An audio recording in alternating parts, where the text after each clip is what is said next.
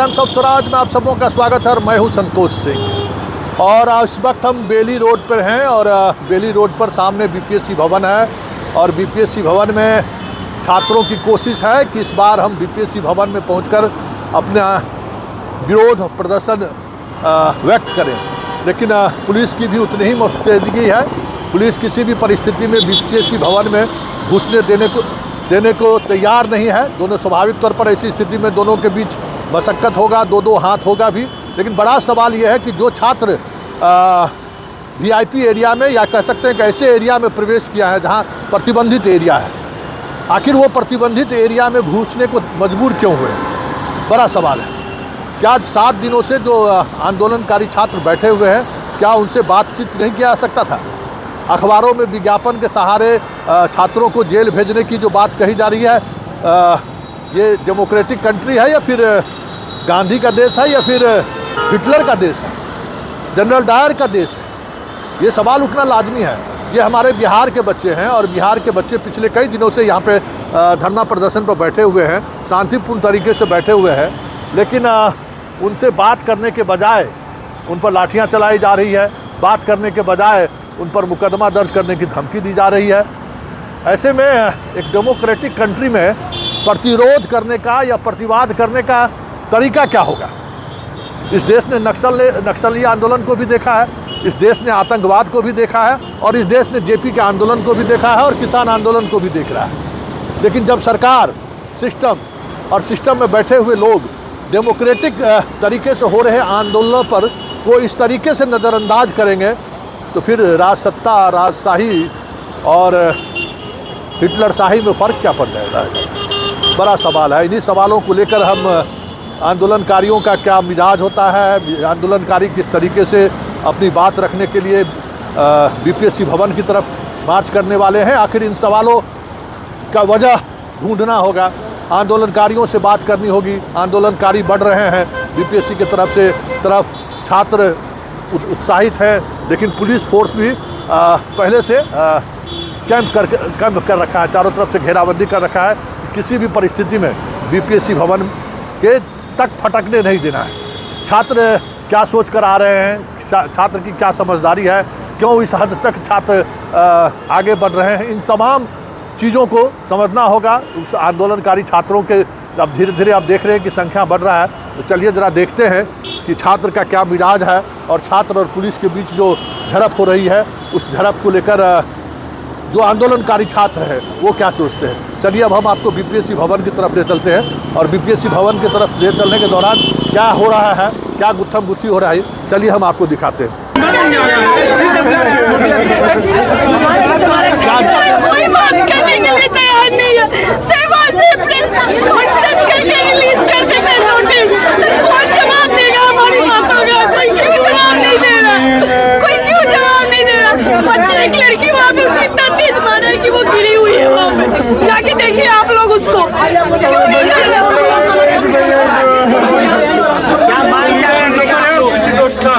क्या कह रहे हैं? कोई बातचीत हुई है?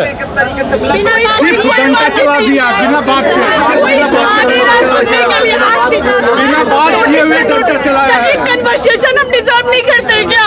रख सकते हैं हम लोग ने सिर्फ हाथ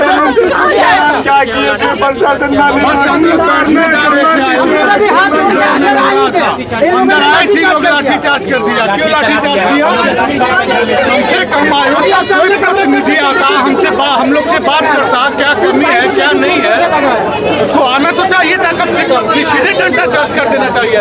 बिहार के मुख्यमंत्री यात्रा में बिजी है, लेकिन ये नहीं सोच सकता है कि हमारे राजधानी में मेरा स्टूडेंट बैठ के आंदोलन कर रहा है, उसका कौन सुनेगा? कम से कम से बात नहीं पहुंच रही है,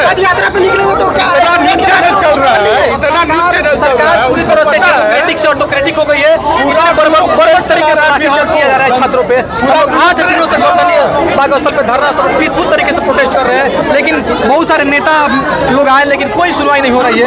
हम लोग में डंडा छात्र हर बात छात्रों को कोई नहीं सुन रहा है। क्यों हर बात पे डंडा लोग अपना मांग क्यों नहीं मांग सकता है? देख रहे हैं सभी लोग हाथ जोड़े खड़े हैं बीपीएससी भवन के ठीक सामने।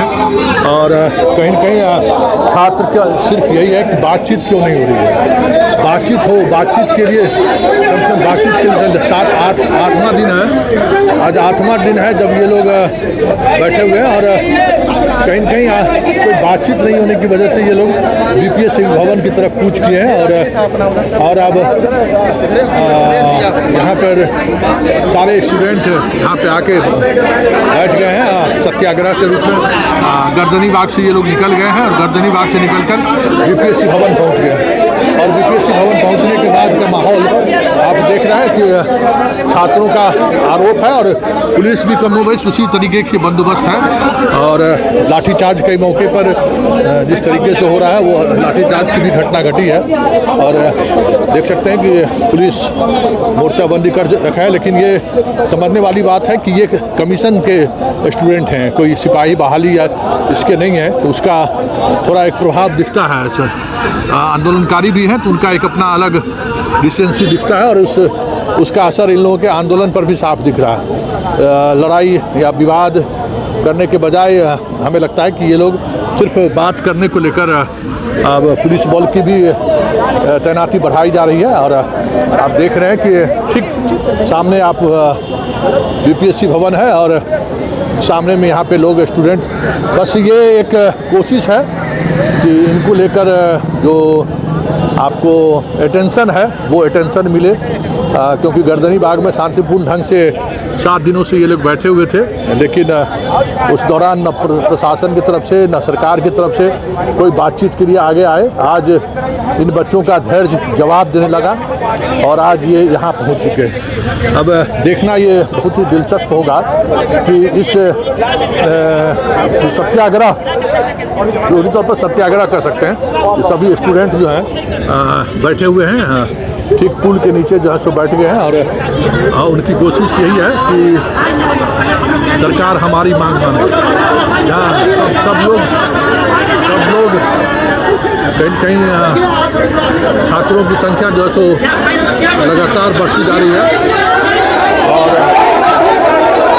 छात्रों की संख्या लगातार बढ़ती जा रही है। अलग अलग दिशा से छात्र बीपीएससी भवन की तरफ बढ़ आ रहे हैं।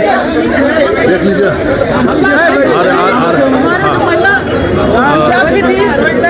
बड़ी संख्या में छात्र निकल रहे हैं, आ रहे हैं।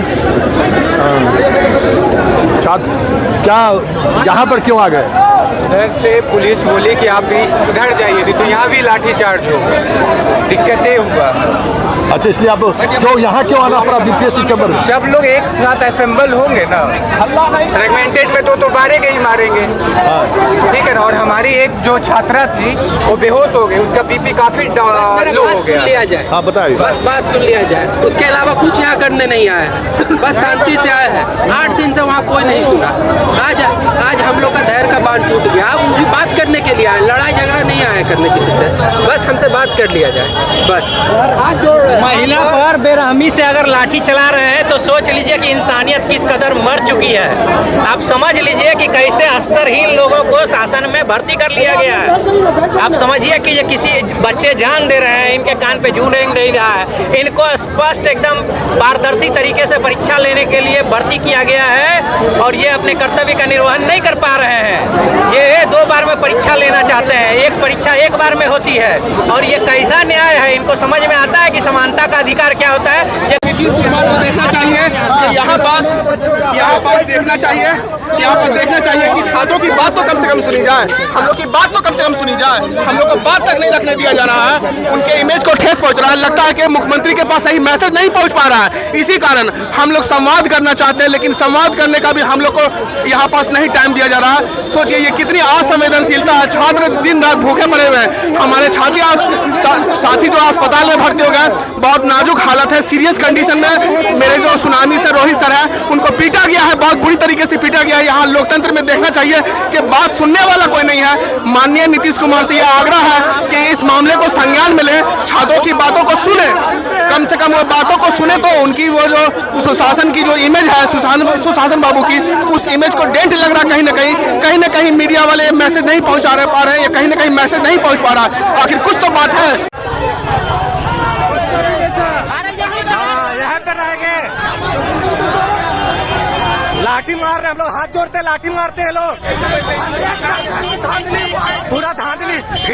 मेहनत करेंगे हम लोग, मेहनत करेंगे हम लोग, विरोध करने मेहनत करेंगे हम लोग। लाठी खाएंगे पुलिस का, इतना मेहनत करते हैं सर, हम लोग इतना मेहनत करके एग्जाम देते हैं और लाठी आप चला रहे, हाथ जोड़ रहे हम लोग, आखिर चला रहे हैं। क्या गलती हम लोग का सर, क्या गलती हम लोग का?